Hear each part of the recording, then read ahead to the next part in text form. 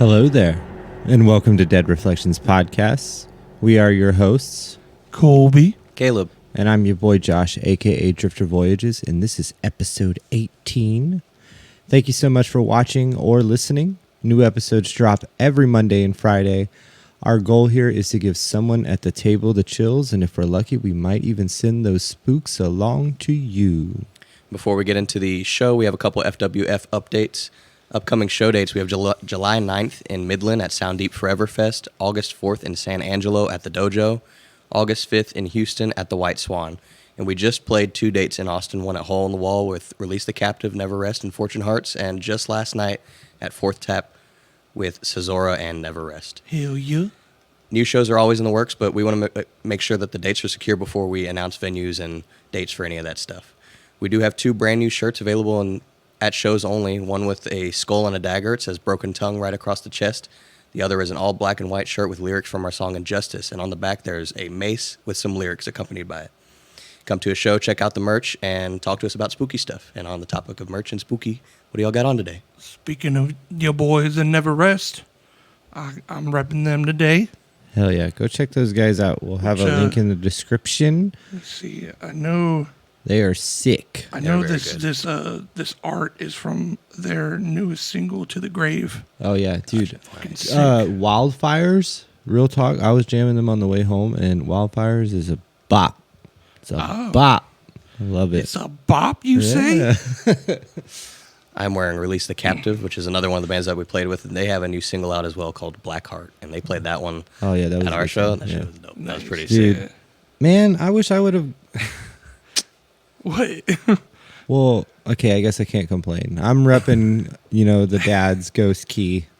They're like pretty much the reason why we have the name that we have for our band and everything. But I should have bought a Fortune Heart shirt. I wanted to so bad, and then I was like, no, I need to be responsible the one time. I was actually listening back to our early Distemper shit a couple days ago, and You get some vibes from Fortune No, Heart? I realized Josh is wearing Ghost Key, and I realized that the introduction to our EP that we did was heavily Ghost Key inspired. Oh, that's cool. Like, Do you still have that audio? Dismantle inspired, I would Yeah. say. That's Say what been now? Do you still have Staring like faces. that EP? Yeah, it's on SoundCloud. Oh shit! I need to go check it out. That was before I knew you guys. That's okay. You don't need to do that. Yeah, you don't need We got a that. new band with like I'm a gonna lot put a better link. music. Yeah, a I'm gonna lot put a better. link in the thing for We'll Distemper. print out a Distemper God. shirt just to wear for this so we can link it. That would be fire. Actually. Yeah. So we have slept many a night since the last episode. We've played Barely. shows. Yeah, I guess that's I'm true. gonna say, what is sleep? Last bro? time we did one of these things here at this table, we pulled from Stephen Alexander and we got haunted prisons, but we kind of just went with prison, Yeah. whatever we thought would fit that. So Shoot, you can barely see Elvira with that candle in the skull. Oh shit! By the way, Here, Josh, here. your skull mouth is not lit up. Why is it not lit up? 'Cause Why you didn't- it'd be You slacking? didn't fucking light it up. I be slacking. So- Hold on, let me. with prison stories, I do have one that involves a prison, but it's not a haunted prison. It just the setting is a prison. Josh, you did go with something with a prison though, Yes. like a haunted one. So I guess mine is considered like a prison. It's actually based in San Antonio, the Bexar County Jail. Actually, it's a jail, but I mean, same thing. Back then, that's what they used. Yeah. You know? And it's about the last execution there that caused them to not do it anymore. Oh, Ooh. Yeah, and also this place is now a hotel. What? Yeah. Okay, well, we're going. great. And then Colby, you have a prison story. Nope. Okay, cool. So that It's always we'll gotta touch be on that real quick. different. Just But, because we pull from so- the thing doesn't mean you have to do one. Yeah, it's yeah, just totally. a suggestion. Yeah, so my story's not about a prison, but it is about an event that technically had prisons and prisoners. Okay. But Okay. yeah, It's in the realm. it's in Yeah. the realm. Okay. The word is in his story. Well, I guess it's not an established prison. It's a prison that a certain group of people made. Gotcha. So it sounds like we just took the Oh, prison shit. aspect and kind of went with our own interpretation of it. Yeah. It's pretty hard to find like just a haunted prison story, you know? Yeah. Yeah. Or something like that. Originally, I was going to go with a a totally not connected to prison story at all, but it was based in Huntsville. Oh, And okay. so I was like, Oh. oh, wait, that could be cool. But I ended up not really liking that story. So. Yeah, the prison stories or the haunted prisons that I found were the typical, like Alcatraz and the Penn State and things like that. And, it's just, I wanted to find something that people don't talk about as much. Well, the thing is when you look up haunted prison stories or something like that, you just get videos of people like exploring the prison and them doing their investigation. You don't get a story or anything like that. So I will say that when me and my wife finally were able to go on our honeymoon, we went to San Antonio and we took a ghost tour, and my place was on the ghost tour. Oh, shit. That's where I first heard about it. Nice. Okay, nice. Along with like the Minger Hotel and like all that kind of stuff. Yeah. Emily Morgan. Emily Morgan. Very neat. Well, yeah. No, so like I said, let's light the candle. ceremonial candle and we'll get started. But Kolby on top of the game today, guys. I like candles. I also managed our pile of wax to make it look more. How did you manage that? Well, so there were a bunch of candles that hadn't burned down, Oh, okay. and so I just melted them down to Oh add no, to the wax he's pile. he's fucked with the ritual, and now we're all gonna die. Is this the last it's episode? It's about time we stir some shit up. Right. God damn it! Well, Did we give a shout out to the last venue the venues that we played at? Fourth Tap and Hole in the Wall. Yeah, Hole in the Wall. Fourth Tap We was mentioned that. sick. Yeah. That place was dope. I can't wait to play there again. Very cool venues. Yeah, they do like wrestling there and Yeah, I stuff. saw that. wrestling. Wrestling. It's actually called wrestling. They don't Yeah. call it wrestling. Yeah. I was talking to the sound guy about it. Oh shit. Well, we will dive into my story that is called The Well. Oh, that was a good choice of words. Dive into the well. Let's go.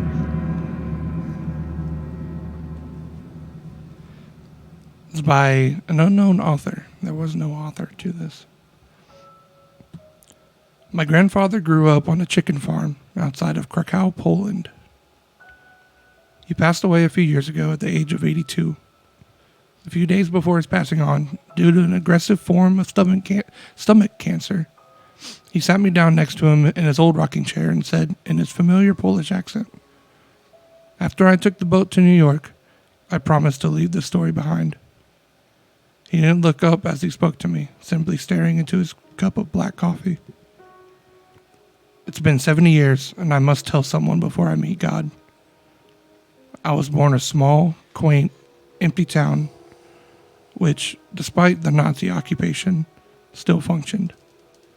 We live in this 2-bedroom farmhouse, my mother, father, and my brothers Michael and Igor. I'm sorry you never got to meet any of them. Anyway, Michael and Igor were twins.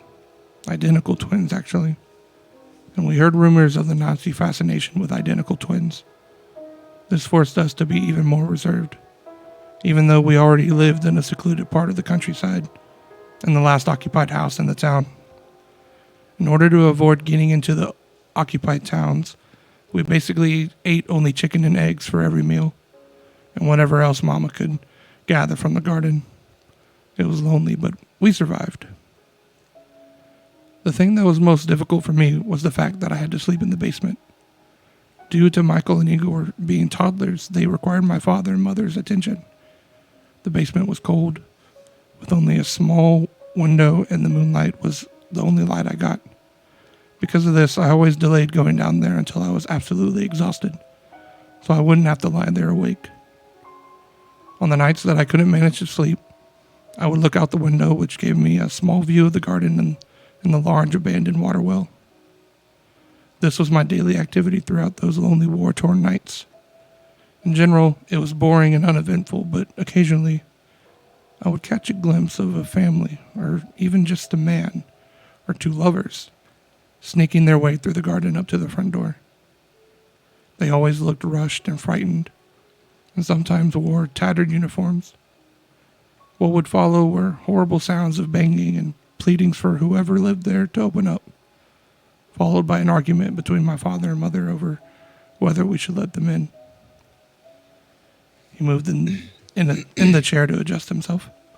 You see, son, we didn't know it, well, at least I didn't, that we lived fairly close to Auschwitz concentration camp.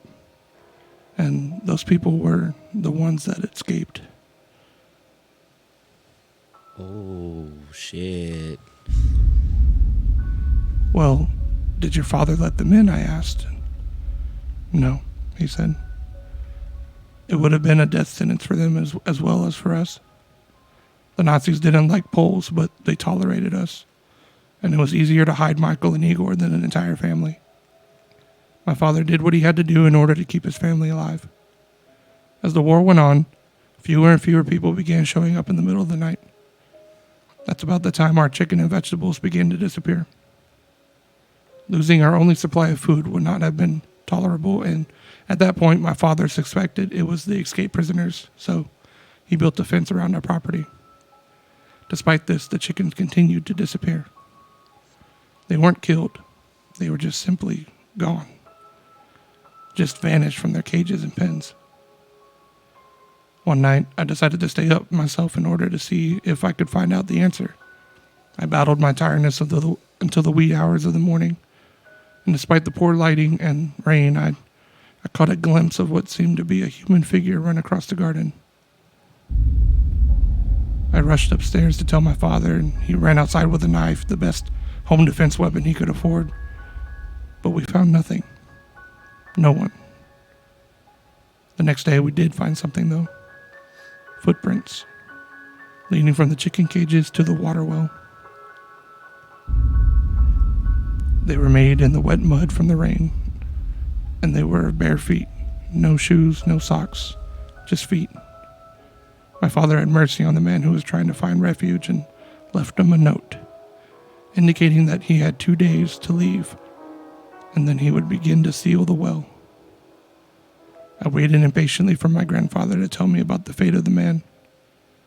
The following night, I got the idea to take a blanket down to the well to the man, since winter was creeping in. I waited until my parents were asleep and I snuck outside. I shouted something friendly down the well, indicating to the poor man that my intentions were benign, and I began my descent, clinging hand and foot to the pegs attached to the stones. As I neared the bottom, I smelled something absolutely horrific, and I pulled my father's flashlight from my pocket to try and shine it on the man. It was when I came to the realization of just how large the well was, having been used to supply water for the entire town and its families in the past, families which no longer remained. But I found no man, only a hole, a gap in the stone, where the wall of the well had collapsed, opening up to some type of crevice only 2 meters wide and 3 meters deep and tall. Inside sat not a man, but an entire family, of which only a single skeleton-like creature survived. The light reflected off of his sunken eyes and gray skin. Blood covered its face, and chicken carcasses were strewn everywhere. A pile of decomposing poultry beside a woman and what I suspected had been her son and daughter, children who couldn't have been much more than 5 years old. They seemed to have been there, dead, for weeks. The man, if he even could be called that, just gazed at the light, and I stared back, incapable of breaking his stare. I didn't feel threatened by him, for he lacked any aggression whatsoever. He simply crouched motionlessly, without a sound, next to the putrefying bodies of his loved ones and the chickens that must have been his source of water, as their meat was uneaten. He was empty, devoid of whatever in us makes us human. He should have realized the members of his family had died long ago, but he was still bringing food for their corpses. He couldn't accept it. He did finally turn his head, though, when I shone the light back onto his corpse of his daughter. He stared at her, and then sat down closer to her and continued his vigil. "You can leave now," I said to him. "I'll open the gate so you can escape. My father will seal the well in the morning. Please leave, like now." My young voice and advice seemed to have no effect on him. At that moment, I decided it would be better for me to just climb back up the well and leave, and hope the man would follow and escape. As I began my climb, I shone the light on him one final time. "What did you see, Grandpa?" I stuttered. I saw a tear fall from his eyes. He had become a man once again. He was only able to break free from the delusion after seeing the body of his daughter, which had until that time been obscured by darkness. He realized that he had been bringing food not to his family, but to corpses. That night it rained again, but in the morning when my father returned to seal the well, I found no footprints leading out of it.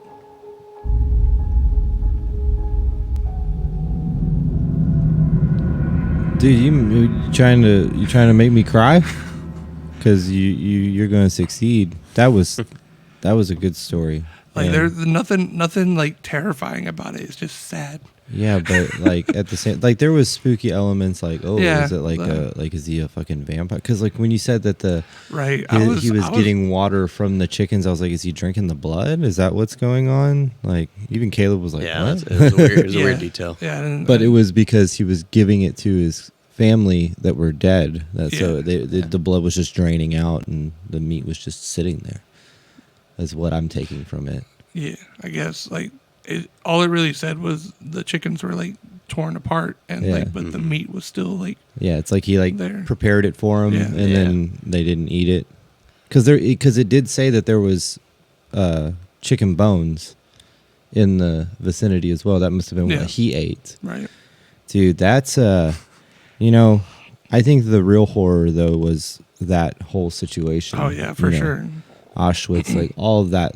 Like it's so crazy that you did that story because you were talking about the twins, and I know what you were referring to, Yeah. how Nazi Germany decided to do all those experiments. I just started listening to the sleep experiment from Russia, and Dan Cummins and Time Suck, he talks about how that was like the thing that they would do is they would try to like take two twins that weren't conjoined and then put them together, like literally surgically put them together. And There's all kinds of things. They thought that if you did one thing to a twin, that the other Yeah. could feel it. Like they would type of torture thing. one and then give one like sweets just Yeah. to see like what Yeah. would happen between the two. I think the base idea was that you have a control. Mhm. You have two identical subjects. scientific experiment. One is yeah. a control, one is the one Mhm. to experiment on, so you can Mhm. see what would happen over the long-term Yeah, effects. it's Yeah, fucking it's crazy stuff. fucking nuts, dude.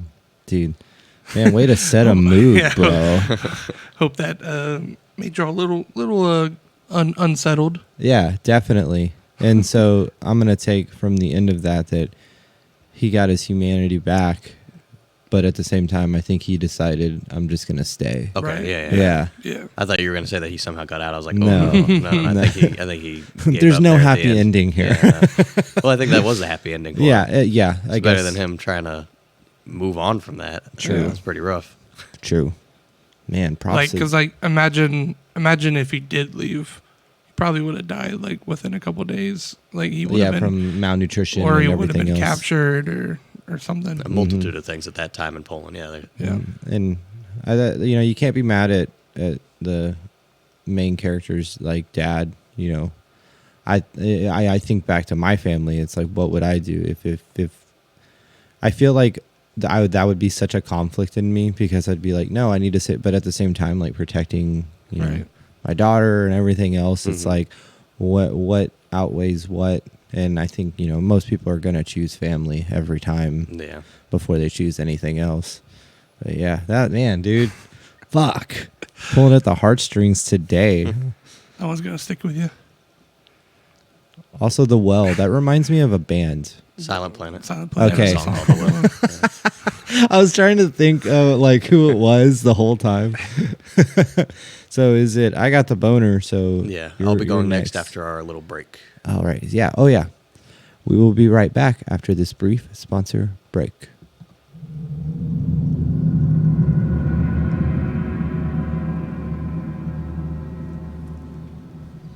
I do got to say that I'm sore as shit. Yeah, same. Like my fucking neck hurts. That's what we get for not playing a show in like months and then playing Yeah. 2 in a week. Yeah.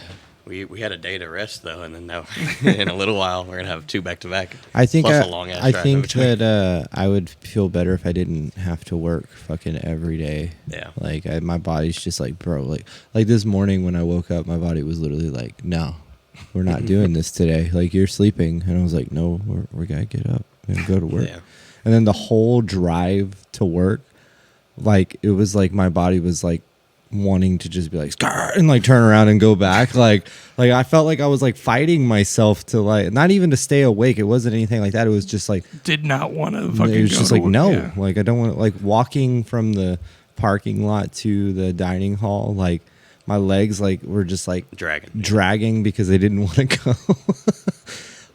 Oh man! All right, so what's your story about Caleb? I don't. Why'd you look up there? I don't know. I forgot that was up there, and I saw it out of the corner of my eye. Like it's the mask from the Leatherface mask, and I saw it out of the corner of my eye, and so I was like, "What the fuck is that?" It Like, wasn't even you like peeking. It was like you got scared that something was up there. Did that freak you out? I just don't like when something happens. So my story doesn't have any setup. We'll just jump right into it. Oh, they'll fucking jump into it just like the well. This one is titled "The Horrifying Escape." Ooh, right. Marissa, a young, keen woman, about 4 years into her 35-year conviction of murder in the first degree. She was quickly growing restless of her situation. Prison life was not what she envisioned herself doing, and especially for the remainder of her life, unless the chance of parole becomes available in a few years, but even she would admit that that was pretty doubtful. Marissa would once again fall victim to her own actions. She was very smart, but even the smartest have ideas that seem foolhardy at times. Marissa would just be one of those that follow through with one of those plans, and she begins to plan her escape from this prison. Oh. 4 years into that prison is a long time. The prison sentence is a long time. You make friends with a lot of people. Marissa would befriend an older man that worked here, a caretaker of sorts. When people at this prison would die and not have any family to take them for burial or anything like that, they would end up in a prison cemetery just outside the prison walls. And this man that she befriended was the gravedigger of this cemetery. A person would officially be pronounced dead, the caretaker would ring a bell, and the others around the area would know that somebody had passed. After the ringing of this death bell, the caretaker would go to the prison morgue, put the body in a casket that he wheeled there. He would then go into his office, verify all the information on the death certificate, and sign off that he would be the one to put it in the ground. Return to that casket, put the final nails in the coffin, and secure it. This would end when he would wheel the occupied casket outside the prison and bury it. Now that this caretaker believed that Marissa was a true friend, Marissa would slowly learn the routine of this man every single day. Everything from his lunch schedule to what time he arrives in the morning. And note how, even though this caretaker had so many hours at the prison, he seemed to like live on site. He didn't have family that would visit, or he wouldn't clock out at any given time. He seemed to work here, and he would live the rest of his life doing this job every day. After all, the bodies weren't piling by any means. Every so often, an inmate would die, and then they would take care of it. An easy way to make some money as an older man with no real ties anywhere else. Marissa premeditates this plan and would manipulate the caretaker into helping, telling him that next time the corpse needed to be laid to rest, he would ring the bell, giving her the sign to sneak out of her cell and make her way to the area that held the coffin with the corpse in it. She would slip inside and lay on top of the body. When the caretaker would return from filing the paperwork and put the final nails in the coffin, Marissa would ride inside the casket on her way out of the prison towards the cemetery. Marissa had been practicing on holding her breath and in confined spaces, building her lung capacity for this moment, figuring she would have just enough air to get in the coffin, wait until he puts the paperwork, files it away and all that stuff, and wheel her out, and then finally making her escape once they're outside of the prison. The caretaker, reluctant, but feeling like he would be letting a friend down, would go along with this plan. Marissa would wait several months before hearing that death bell. As soon as she did, that plan was set in motion. Making her way out of her cell, sneaking past a few patrolling guards and into the area with the coffin, waiting on the caretaker to take it outside. she would go along just as planned. Since this was late at night, she struggled to find her footing as she creaked open the casket and laid on top of the stiff and cold body, attempting to close it as quietly as possible. She brought along a small set of matches that would prove to not be much help in the dark when she was trying to see what was going on in her situation. She was glad she prepped for holding her breath because the caretaker took about an extra 5 to 10 minutes longer than she expected, but eventually she would hear the footsteps nearing her, along with the shuffling of papers, and then finally, a few very loud bangs on the outside of the casket. This was it. Freedom was just around the corner. The coffin began moving, herself and the body shifting slightly as they were wheeled along and finally brought outside the walls of the prison. Marissa feeling like she won, so excited for the casket to be cracked open and to be greeted by her accomplice. But that wouldn't happen. Marissa would feel the coffin be picked up and lowered. Maybe the caretaker was being extra careful, making it look like there was an actual burial going on, in case anyone was watching. There was a moment of silence before she heard a shovel hit the ground and a load of earth being piled on top of the casket she was in. What was going on? After several minutes of this, there was absolute silence after. No noise at all, no wind or movement, nothing. What had this caretaker done to her? Why? She fiddled around her pockets to find that small set of matches. She found them, lit a match, slowly moving around to see if she could see anything, maybe a piece of the casket being pried open or anything at all. But instead, she would be drawn to the hand that she could see peering out from under her. A man's hand. She slowly shifted her body and held the very dimly lit match to the face of the body that she was resting on. The face of the lifeless caretaker underneath her. Fuck. What a twist. Fucking you M. Night Shyamalan the shit out of that, bro. Josh is distraught for listeners. Dude. I'm glad it took you. I thought y'all were going to get that one earlier on. No. I was like, this motherfucker like betrayed her in like the worst way. You gonna kill her ass? Like, Yeah. why? See, like, if you would have done a little, like, if there was more like set up between like their relationship, Exactly, yeah. you might have caught it, Yeah. or you might have like, Yeah. it might have like even led you further astray. Yeah, no, Like, it was from- the perfect amount of like going in Yeah, between because you keep don't you thinking, yeah. like. And I will say that being buried alive is like not I know, like that's a a pretty big fear. irrational fear, but like when I Yeah. think of like, have you ever seen the movie with Ryan Reynolds where he gets buried alive? I don't think so, but I've seen other like Yeah, movies there's or a TV movie shows where it's literally happened. the entire movie is shot in him in a coffin, and That like does sound familiar. yeah, and I kept picturing like all of that, and like Yeah. I remember watching that movie, and the movie got like terrible. It was Oh, apparently really? so bad, but that movie had me on the edge of my seat like the entire time because it just like not. I maybe I'm claustrophobic. Maybe that's what it is. Could be what it is. Yeah, Yeah. and it just like I can't. And then like the thinking We're gonna about the get you around oxygen, Christmas time then. like because you said she kept lighting the matches and stuff, and I was like, no, you're fucking going. burning oxygen. Yeah. What did you say about Christmas time? Claustrophobic means said you're scared of Santa Claus. Oh, It's a oh, SpongeBob. I said we're gonna get you around Christmas time, but no. it went. whoosh. Yeah, it went right over my head. I'm tired, guys. I'm sorry, but that was a good story. I'm not gonna ask, but I think you wrote it, and I I didn't think, write it in its entirety. Oh well, it was fantastic. That was great, dude. Damn, that fucking Just a got short me. little creepy story. I know, but it got me. Like It got both of me. y'all's fucking stories. That's sad. She just wanted out, man. A little spider dropped down from the You ceiling. Oh, he's going back motherfucker. Little up. bird. This little bird, he tried to get me. That's the same spider, isn't it? I told you Whoa. that I didn't kill him. I missed whenever I tried to stomp on him. Yeah, last episode, guys, right before we started, a spider crawled up onto my microphone and almost made out with it. And He's just hanging out. yeah, fucking guy. He's going to fucking fall right on me. I know he is. All right, so it's my turn, huh? It's my turn. Correct. Well, unless you want to let him go first. Who? The guy that's standing in the corner over there. Oh, shit. I was like, who? All right, so I did mine on like I actually did like research on the location. This is an actual location, and it's not a prison; it's a jail, but still same concept. Especially because this is like this jail at its time was back in the day. Like, you know, I don't want to say back in like the old West. It was probably in between that.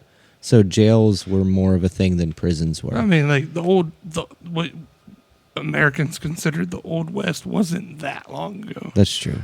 And it's in Texas, in San Antonio, Texas. So this is the history and a little story about the Old Bear County Jail, San Antonio, Texas. Life in early San Antonio, Texas was a rough place. There were raids from local tribes like the Comanche and Apache, though these attacks mostly faded by the mid-19th century. And outlaws like Bob Augustine. Then there were the run-of-the-mill criminals like your shoplifters or hand-to-hand abusers.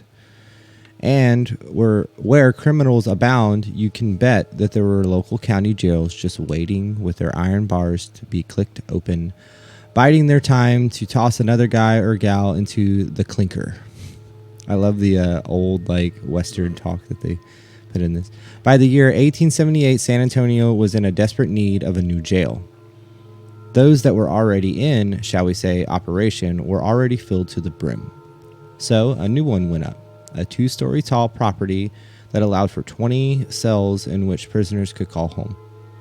For a while, this wasn't an issue, and the 20 cells designed by famed architect Alfred Gillies did their job, that is, until San Antonio needed even more space. There was a bit of a problem when it came to the construction of a new jail in 1911.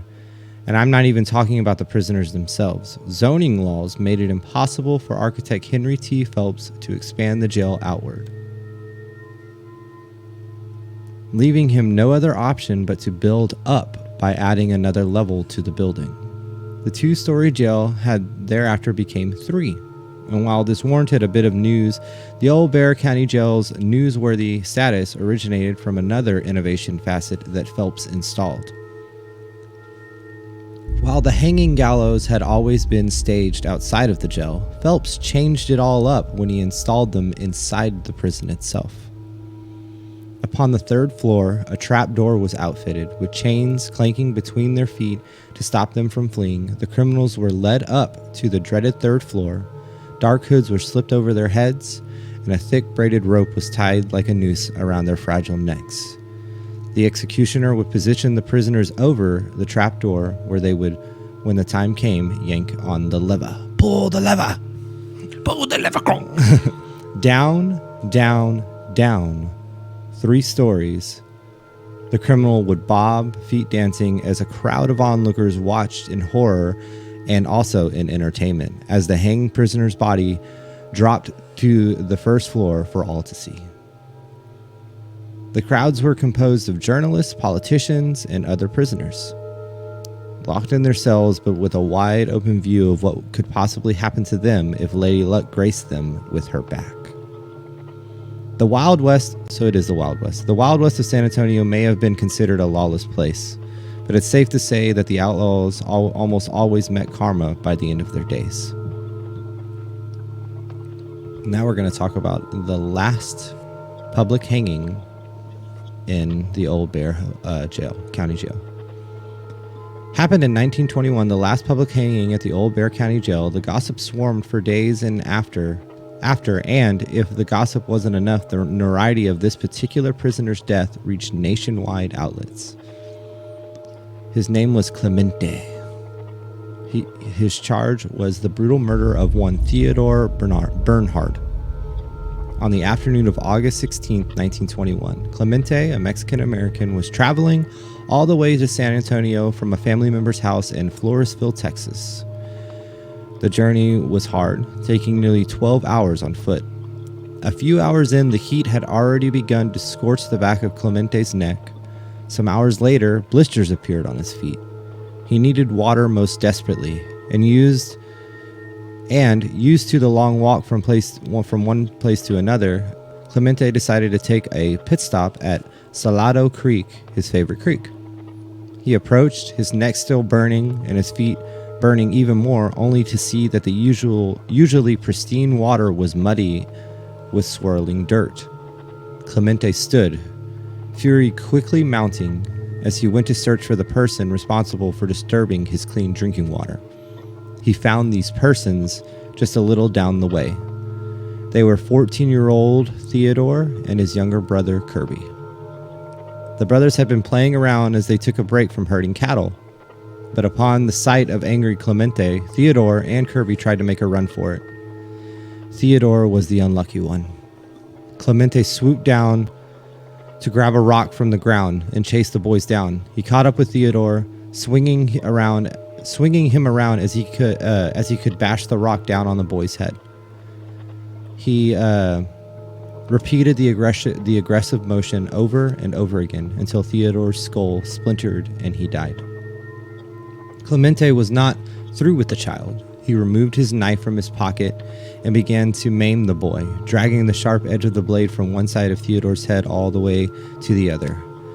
The brains Clemente scooped out. The eye Clemente removed and stuck in his pocket as a souvenir. By this point, Kolby had scrambled up the riverbank and all the way to the closest village.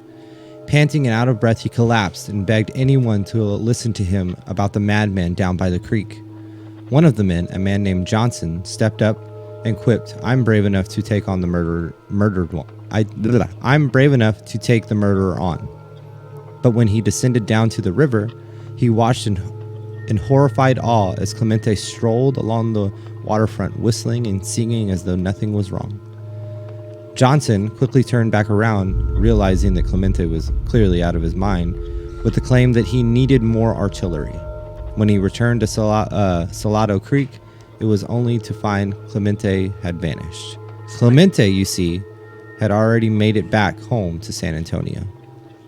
To anyone who would listen, he removed poor Theodore's eye from his pocket and bragged about his kill. It wasn't long before the police in San Antonio heard about Clemente's boisterous attitude for murder, and so they grabbed him right off of the street and stuck him in Old Bexar County Jail. The police and law enforcement systems were at a complete loss. Clemente's murder of Theodore was not his first foray into the underworld of criminals, but up until this time, Clemente's crimes generally only landed him at the Southwestern Insane Asylum. At a young age, Clemente had been dealt a terrible blow on the head. Since then, he'd suffered everything from what the physicians claimed to be undiagnosed schizophrenia and seizures to all-out paranoia. But each time he landed in the insane asylum, Clemente somehow managed to escape within days. While Clemente was locked in handcuffs and stuffed into jail, he made this unsettling comment: "I would have killed the other boy too if he wouldn't have gotten away." In 1921, Clemente was walked up those dreaded stairs, as many prisoners before him, to the third floor of the Old Bexar County Jail. The dark hood was draped over his head, the braided noose tightened around his throat. His feet were positioned over the trapdoor that led to nothing but death. Down on the first floor, hundreds of people had come to bear witness to Clemente's hanging. What no one expected, though, was for the rope to snap Clemente's larynx, effectively sending blood squirting 8 feet into the crowd as his head became almost decapitated from the rest of his body. It's safe to say that in a time when 3D movies had not been invented, this surely must have felt similar to onlookers. Now the jail is a hotel. The building still rocks the original bars that they placed on the windows from back when it was still a jail. People have reported feeling watched while sleeping, hearing footsteps pace outside the doors to their rooms. The general manager of the hotel, before he worked there, experienced something grabbing his bicep so hard that it woke him up from a sleep. And it left a perfect 5-finger bruise around the entirety of his arm. One of the cleaning ladies stated that the ghosts feed off of your emotions. If she's having a bad day, then the lights flicker a little more, and the feelings of being watched intensify. Old prison writings have been found where fresh paint, for some reason, faded off the wall. I actually saw pictures of it. Like, it's literally like, you can see where they were like scratching it and writing it on the walls. I don't know about you, but I would love to go rent a room and see if old Clemente is still roaming the grounds. And that's my story. Very, very creepy. Yeah, fuck that prison. Fuck that place. So when you were talking about the hanging being from the first or from 3 stories, Yeah. I was like, that's a lot. Yeah, That's so that's it's a big drop. Yeah. I'm surprised that didn't happen earlier. Oh, where it would snap? Yeah. Like, yeah, dude, right? Because isn't it normally just like a couple feet, like the? It's like literally like a just enough to enough to where snap the neck. yeah. Yeah. Imagine having to be the person to go like buy a new rope. Oh man, like every time they actually I think Fuck, another rope. like so his Well, the rope uh, didn't snap; his neck yeah, snapped no. open. yeah. Okay. Yeah, so 'Cause hi- I would imagine just for But- economic sake, they would only use one rope over and over. yeah, I so don't know the rope that they logistics. actually used for his hanging I'm sure was a rope displayed snapped every now and for then. a long time, and then they ended up like taking it down because his execution was like a big like debate because people like I had said that he had been to the insane asylum so many times because he obviously wasn't right in the head, and so like it made the town so divided because there were people that were like, no, like he's crazy, like we need to put it, like he's sick. Yeah. And then there are other people like, no, he fucking killed a kid. Like, fuck that. Like, Yeah. he's dead. You know, and yeah, it was like a huge like thing. Like the reason why there were so many people there was because there were people that were like protesting. There were people that like it was a lot. Like it was a big deal. Yeah, that's crazy. And that's what sealed his fate. Whenever he was sitting there shackled up, and he was like, if I would have caught the other one, I would have killed him too. Like they were like, all right, that lets us know that you're fucking like, Yeah, there's no fixing you. yeah. Yeah, while you were telling your story, I was interested in, like, I know Texas is, like, huge for the most executions. Yeah. And so I was curious. 574 executions since Damn. 1982. Oh wow, that's not long at all. Oh shit. 40-something years. Yeah. Oh Or- shit. 80s Yeah, no, was right 40 at, years right ago. at 40 years ago, yeah. And there's the last one was April of this year, That's wild. and it was the only one this year so far. Was it in Huntsville? I'm not sure. That's like see. the only place, right, that we have executions. I have no idea. I don't know. Let's see. Yeah, Huntsville unit. Yeah. But yeah, it was Carl Wayne Bunchen. Bunchen. Carl Wayne Convicted Bunchen. of capital murder Mm. and executed at the age of 78. Damn. Becoming the oldest inmate to be executed. That's Oh, wild. What was the man. number one more time?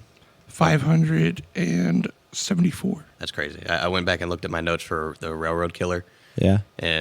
but this was taken since 1976. He was the 368th capital murder. So that's how many more since 76. 76. Or well, yeah. no, since 2006, I think. Was Okay, it? Yeah. I was about to say. Yeah. So They didn't- Still a they lot. didn't That was like 200. They didn't start executing people in Texas until Yeah. the 80s. And I wonder if stuff like that is documented because it was Wild West. You know, Yeah. if it was Yeah. considered True. capital murder at that point. Yeah, you know? I mean, people were They would hung just- for yeah. like being bank robbers. I guess and it shit. was actual like sentenced yeah, Yeah, like they were like, executions no, instead this of, guy like, needs to die. instead of the sheriff being like, nope, you dying, boy. Yeah, exactly. Yeah. Like if you think about it, like I don't know why, but it being inside makes it seem more like It's definitely weird. I've never heard of Yeah. like the hangings happening Yeah. inside. I remember when we took the ghost I tour. have, Oh, you have? that's the one thing I wrote down was that the jail in Fayette County, the old county jail. People were hanged inside. Oh. Yeah, they still Oh, have they still have the original noose. Oh, Oh shit. Well, they did when it was a museum. It's not a Yeah. museum anymore. It's like Oh. a heritage thing no, now. we should. I bet you there's some ghosts in that building. That I tried to get us to like do a overnight investigation. wouldn't do it? No, because they don't. It's not a museum anymore, and so it's owned by completely different people, and they don't want people. I guess they want to keep its like historical integrity as like, yeah, this was the jail, and then it turned into a museum, yada yada. but they don't want people going there for those reasons, I guess. So let's just let it. Some sit people, there. some people don't like that. You know, they don't want their building that they own to be known for being Right. haunted. Yeah. Like I get it. the Lubbock Hotel. Yeah, like how. Yeah, that's true. Yeah, The rest of the employees were gung ho about Yeah, telling and us then everything, the and there, then there was literally a lady that works one there, and that's her manager, yeah. job is to Yeah. like basically say no, it's not a thing. Like, yeah.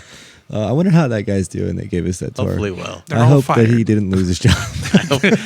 there's all new people working there because our She episode was got like, them what fired. the fuck? The one thing, the one thing, man.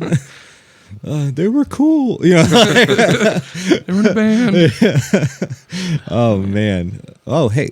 All right. I'm giving you a boner. Thank you. The boner, the haunted boner of stories. All right. So are we ready to pull from Mr. Alexander? I think I did last one, right? So it's your turn. There's only one, so it doesn't matter. Oh, you knocked over the You knocked fucking over your haunted little army army guy. guy. What happened to one I put in there? I put one in there. It's not sealed yet. Yeah. So yeah. That one was actually written by, I believe it was Abraham at Hole in the Wall, one of Odin's friends. Yeah, shout out nice. Odin, Abraham. Yes, and shout who- out Odin. Thank you What was so the other much for dude's coming name? and hanging there out with was us. there was Odin, Abraham, Austin. We met another fine young lady. What was her name? Alex. Alex. Lydia that did sound. We met a bunch of people over these past couple Yeah. days that are new fucking friends. cool. Hopefully, we'll get to meet up with people again soon. Dude, you're really good at remembering names because I can't. Decent good I'm one. glad that you can remember Yeah. names. Decent good one. Well, before that, have we had anything spooky? Oh, shout out happen? Andrew too. Andrew. Yeah, He lives so in many Round people. Rock. Oh yeah. Oh, that's yeah. right. Yeah, dude was awesome. He was talking to us about. He was at both shows. He Yeah. went to both shows. That's Yeah. crazy. That's I remember seeing him at Hole in the Wall, like standing by the back bar, Yeah, fucking by our just going. mercy. He was doing his thing, and then I like how he like moves and like rocks out. Like I remember us playing and seeing him in the crowd again. I'm like, oh shit, like, that's the same dude. Yeah, he seems like a sweet dude, like for real. Last episode. Since then, have you had anything spooky happen? Did you? You did What did I have happen? last night. It wasn't. That wasn't like spooky. It scared the shit out of you though. Okay, I will Okay, say. well, yeah, but that's a legitimate threat. Okay, I will say that. It doesn't. We'll It talk doesn't about have to be like paranormal shit.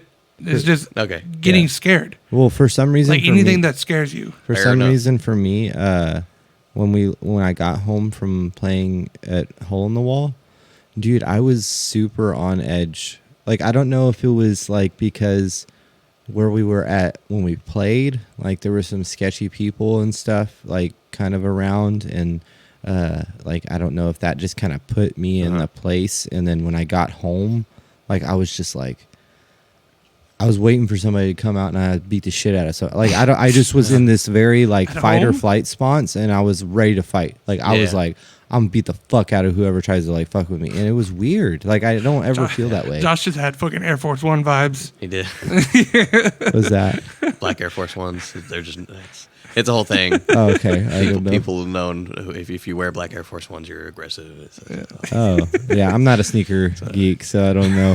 I'm a So- geek everywhere else, but Speaking of sneakers, I didn't have any on whenever we got out of the car last night, and I took one step out of my vehicle, a step forward, and then I jumped, and I was like, "There's a copperhead," and I was like inches away from stepping on a oh my copperhead. god, here. Yeah, like right out there. Dude, I've been worried about them being like by the because Yeah, it's it's warm. time now. Yeah, Yeah, and I'm looking at the ground constantly when I'm Yeah. going out there now. they got them bad at my work. Like, Oh, yeah? yeah, we have guineas though, and guineas Oh, yeah. like that's like their main purpose is to Yeah, be to kill 'em. annoying and kill snakes. I tried to kill one on the road on the way here the other day, but I don't know if I actually ran it over. Oh, dude, or I not. fucking took one out that was like, dude, he was like this fucking long. Dude, I struggled with that one because I saw it and I was like, okay, I gotta go I gotta get shoes on. So I went inside, came back out, and there's a little mat that's out there that's rolled up, and that's what he went into. So I grabbed like the only thing near me, and it was a piece of rebar.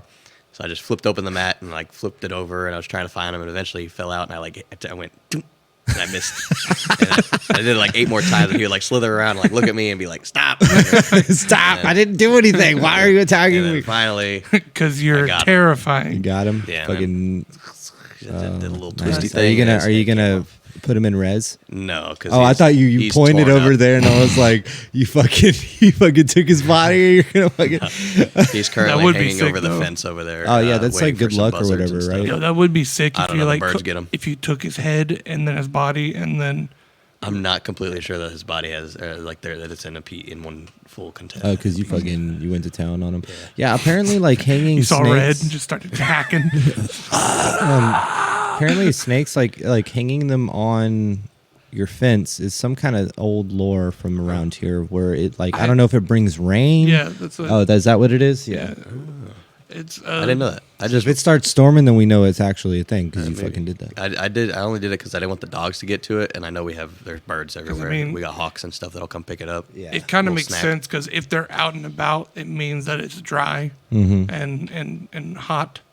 So it makes sense that they would want rain. Yeah, Yeah. dude, that's crazy though. You're lucky. I mean, Oh, yeah, I got very You lucky. wouldn't have died. You would have had to go to the hospital shit for would've hurt antivenom. But So yeah. I haven't been scared recently, but speaking of snakes, I do have a story where I saw a snake as a wee child and terrified the shit out of me. So there was you've been to my family's land, Yes. but I don't think you've been back in this part of it. I just went to Basically, like the dump area. Or whatever. the dump. Yeah. Yeah. We have a giant burn pile, but so we have two separate like areas. I think both of y'all have been to one of them, but the other one, you go past my grandmother's house, go down a hill, and you come back up, and then there's like a creek along the side, and then on top of the hill that you come back up on, there's an old barn, and another old barn, and a bunch of old cars that have been sitting there for years. And you keep going a little bit further, and then it's kind of like the bluff, how it winds down a hill. It's It's kind of all like a dirt road. yeah, it's all dirt road. It's probably not even a road anymore because nobody really goes back there anymore. But my dad was working at the bottom of the hill, and I was at the top, just like chilling. And I, Just little kid like. yeah, and I was probably like playing around the cars because I thought those were cool. But I started walking down that windy hill, and I want to say no smaller than 4 feet, probably realistically 5 to 6 feet. Rat snake. Cottonmouth. Oh dang! I don't think I've ever seen one that big. Yeah, because it just rained. Yeah. And like it was kind of like swampy everywhere. Was and he they come aggressive out. to you? No, he was just curled up next to the fence. Just chilling. Yeah, just chilling. And I was afraid to like walk past it. Did he chase you? No, Oh, okay. I just stood there in fear Yeah. and started screaming for my dad. Yeah. Well, I know we have some listeners too in like areas that don't have as much snakes, cottonmouths, copperheads. I think they're both pretty well known for chasing you if you do, you know. Especially cottonmouths. Cottonmouths, yeah, they'll rear up and open up their mouth, and it's all white like a little cotton ball, and then they'll just start going right after Dude. you. Yeah, But yeah, my dad What's came the and- water snake that we have? water moccasin. Water moccasin. Those sons of bitches. I got some they're so stories from fast. water Yeah. moccasins, dude. My dad, being a true Texan, always had a rifle in his truck and fucking just popped it, put it on the fence for good luck for rain. And that's the exact exactly moment what where he I did? where I learned Where you about learned that. about Oh, yeah. really? That's cool. Yeah. I like that. I've had some water moccasins are fucking aggressive as hell, and they'll chase you for no reason. They'll literally just Yeah, you'll it's be a like self-defense fishing, thing, and they'll they're just like, like yeah. fucking come out of the water at you. Yeah. But yeah, one time when I was cleaning out a creek bed while working, I used to do landscaping, and I loved that job. It was so much fun. But yeah, we were cleaning out a creek bed, and there was like a fallen down tree, and we were trying to pick it up and put it off to the side because these people wanted to like ride. They were rich. They wanted to like ride their horses through the creek bed because there wasn't much water. I don't fucking know. They paid us a lot of money anyway. So we like are going to lift this log, and so I pick it up. Don't And tell I'm me that. holding it, and there was a puddle of water that it was laying in, and there was a fucking water moccasin sitting in that puddle of water. I didn't see it, but my coworker did, and I had the machete next to me, and like I'm just standing there holding it because he was gonna walk around to the other side to like help me like put it off to the side, Yeah. and he's like, "Don't move," and I'm like, "What?" He's like, "Don't move." I'm like, okay. He's like, you see the, do you, throw me the machete when I tell you to. And I was like, you just told me not to move. He's like, all right, 1, 2, 3. And I just fucking reach down, I grab it, and I throw the machete up in the air. And that motherfucker jumps off the bank of the goddamn creek, catches the machete, and in all-in-one motion swings down and cuts the fucking water moccasin's head off. That was your anime scene. Motherfucking Indiana Jones. Mr. Jones. I think we could get on a whole tangent about little snake stories. I love how he said don't move, because I saw a video of a dude who had a rubber copperhead, and he set it like a dude was like working on a car, and he put it like under the wheel well, That's like so on the fucked ground. up. He's like, don't move. Just whatever you do, don't move. And he fucking just look what's under the wheel well. And he fucking looked, and he just like jumped back. And the caption was, motherfucker didn't listen. Okay, what do we have? Yeah, I was for about our to next say, story? y'all wanna know what this is? We should put snakes in here, and we just did talk about snakes one Snakes, time. yeah. Bridges. Oh, okay, Ooh, cool. okay. That's a good one. That'll Yeah. be a good one. I immediately came to mind. You got Goatman Bridge. The Donkey Man Bridge, or San Antonio Donkey Bridge. What is it called? We Donkey talked Woman about it last Bridge. time, but I can't remember. Yeah. And then the bridge here on 77. Oh yeah, I remember the first time. I might do that. I might like make my own story. Is for that the bridge that we took pictures on way back when? No. I remember you drove me over it. Like we were, where the fuck were we coming from? I don't know. Giddings or something. Yeah, probably. And he's like, "Hey, yeah, this bridge right here is haunted. It's coming up." And we did. It's not really the bridge. And I was like, "Oh, it's the house that's next to the bridge." yeah." What Yeah, is you it told with me the whole bridges? story. Some shit went down there. Some shit went Dude, down. y'all have any idea what the deal with like a bridge story is? Like, why is Well, Um, I mean, I've the heard significance is like why they're like people have stories of it. It's because the bridge is a transition. Yeah, and- it's like a transition from one place. It's a symbol, yeah. if you will, like a physical And symbol. so, like, if something happens in the area and there happens to be a bridge, that bridge is automatically haunted. yeah, it's like maybe it's the symbolic part of it or what, but it like concentrates spirits. cool? So we'll be touching a little bit on And I like guess- folklore and stuff. Yeah, I was would about to imagine. say that's probably a big part of it is folklore with like Yeah. trolls. And, That'll be cool. And I feel like this medieval shit. episode, the bridge episode, is going to be a nice beefy one. That'll be Monday night, right? Yeah. Oh, and then also, so Monday night live stream, and then we also have season finale Friday night. Season finale. June 3rd, I believe. That'd be June 3rd. episode 20. Yep. Mm-hmm. We'll have to double check on that and make sure if we don't have radio events for work. Oh yeah, I remember you saying something about that. It's June 2nd is the baseball game. That's it. Okay. We've been over this. But episode 20, the end of an era, is coming up. We've pumped out 20 episodes in like 3 months. This is fucking nuts. It is crazy. Fucking nuts, dude. You got your outro ready? Oh shit, no, I don't. So, anyways, how's your mom and him? Fuck. Okay. Bridges. Bridges. I also have been hearing the whispers again. Oh. Dang, I want to say what the one that they wrote down on there was, because when you saw it too, you're like, Oh, "Ooh, that's yeah. creepy," but we can't because I don't know what it is, but it sounds terrifying. Yeah. Are you talking about? Oh, because we got people to write down stories from the shows. Yeah, we looked at that's it. so fucking cool. Yeah. We'll have Man. to seal them up. I'm gonna be streaming tomorrow, Sunday, for editing the pictures, and I'll probably do that on stream. Oh as hell well. yeah, Write 'em that's down cool. and seal 'em. Hell yeah, I have to pull you up. What time? I don't know. Oh. Sometime in the day. All right. Well, that's it for episode 18 of Dead Reflections Podcast. We like to shout out our friends in Terraform Podcast, Dark Hour Podcast, and our buddies over from Hauntedly Podcast. Here is a short clip of what that podcast is all about. Yeet. We encourage y'all to give them a listen and check them out.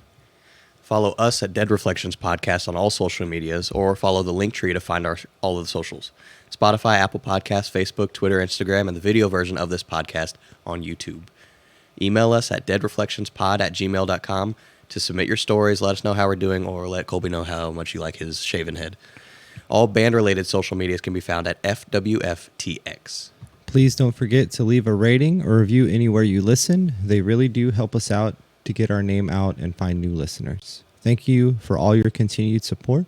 And remember, tell your family, tell your friends, and tell the monsters under your bed to listen to Dead Reflections Podcast. Have a spoopy night.